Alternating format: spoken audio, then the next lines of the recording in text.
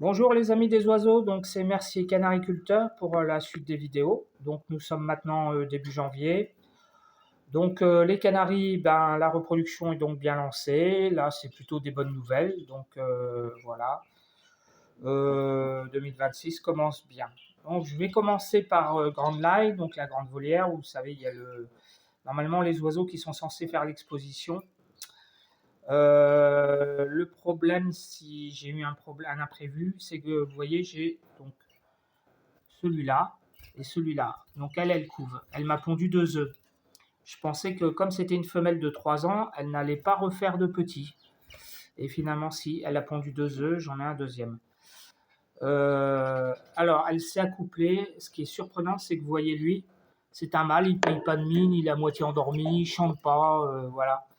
Et ben, figurez-vous qu'il s'est accouplé avec elle.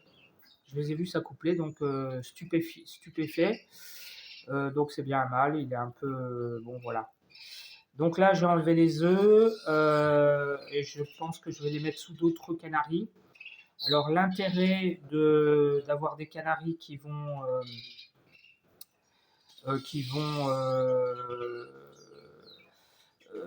d'avoir des petits de ce couple-là, c'est outre le fait de récupérer sa couleur, c'est aussi de récupérer une génétique d'un oiseau qui n'est pas le mien et donc une génétique différente.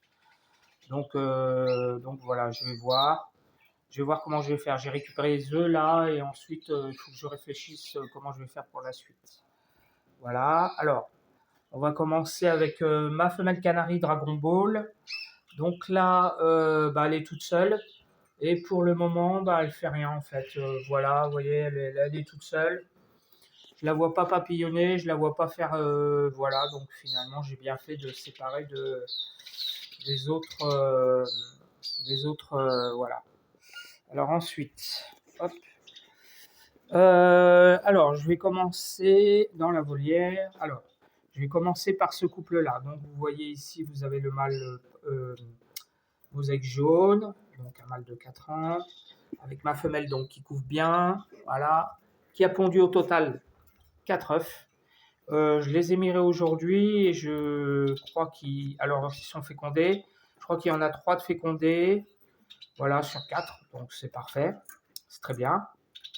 Voilà, donc ça sera les premiers petits 2026.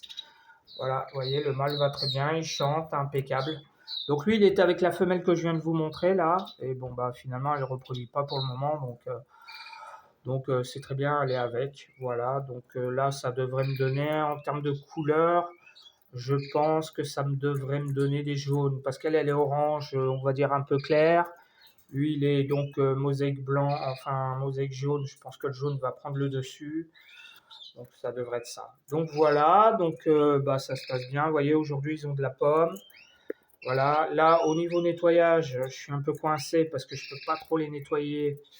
Voilà, donc je fais du nettoyage partiel.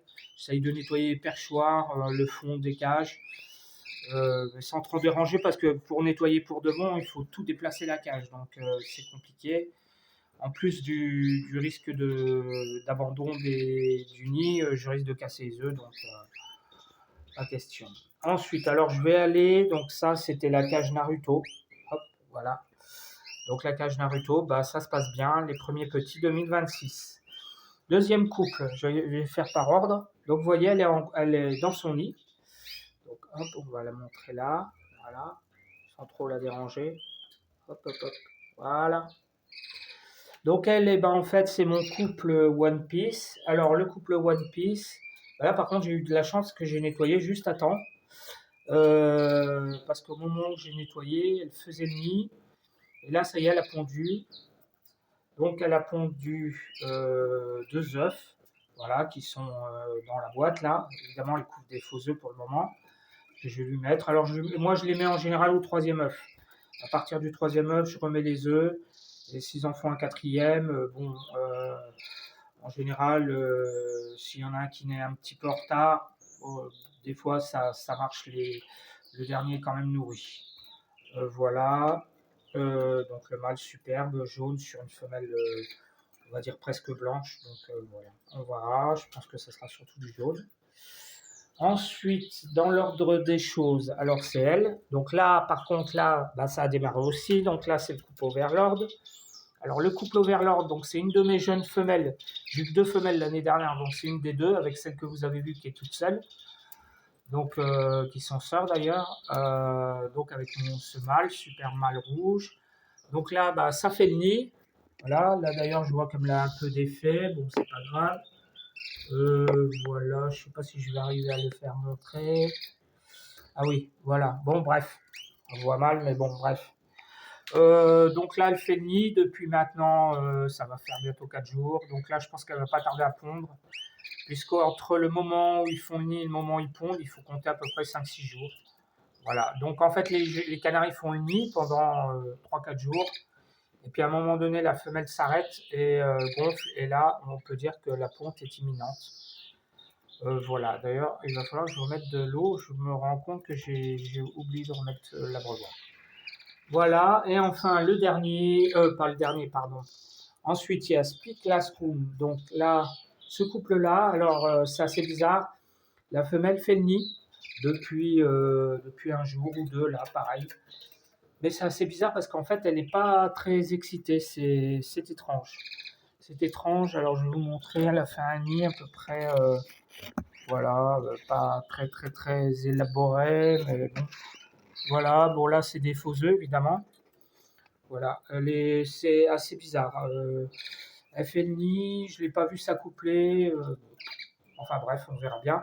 Donc là l'idée c'était de mon mâle rouge avec cette femelle, j'espère récupérer le rouge, puisque c'est une femelle, je crois portugais, de race portugaise, oui c'est ça. J'espère récupérer le rouge. Enfin, le dernier couple, donc le couple Jujutsu, alors là, c'est très bizarre. La femelle est super excitée. Je ne sais pas si vous voyez, là, voilà, vous voyez, elle s'agite, hop, elle papillonne, mais elle ne fait pas le nid pour le moment. Donc, est-ce que l'emplacement du nid ne lui plaît pas? Je ne sais pas, c'est assez bizarre. Et puis, elle se bat beaucoup avec le mâle, ce qui est aussi étrange, parce que d'habitude, quand elles font le nid, en général, ils se calment. Et, bon, c'est le couple de l'année dernière, donc ils s'entendent bien l'année dernière. C'est eux qui m'ont fait le petit qui est en haut. Donc normalement, ça devrait bien aller. Donc bon, voilà. Mais bon, c'est pas grave, de toute façon, voilà. Donc voilà pour les canaris. Donc bah, les cages, évidemment, là, je suis un peu coincé pour les nettoyer. Parce que, bah voilà, là maintenant, temps de la couvaison, en fait, je ne les nettoie pas jusqu'à que les petits ont 2-3 jours. Et là, je fais un nettoyage très sérieux. Mais pendant toute la couvaison, c'est trop délicat, donc on se contente de petits nettoyages. Alors du coup, pour les indigènes, comme les canaris, ben, je suis coincé. Du coup, les verdiers, bon, eux, évidemment, ben, ce couple-là, il va bien. Donc, ben voilà, là, je leur ai mis du vinaigre de cidre. Donc, je les prépare pour le mois de fin mars, début avril.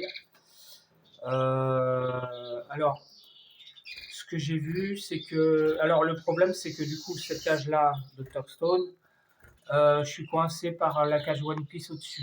Parce que comme la femelle couve, bah, du coup, je ne peux pas nettoyer. Et là, bah, je suis coincé aussi. Donc, il faut que je trouve un système pour, pareil, faire un nettoyage partiel. Parce que là, je n'ai pas pu nettoyer la cage et ça m'embête un peu.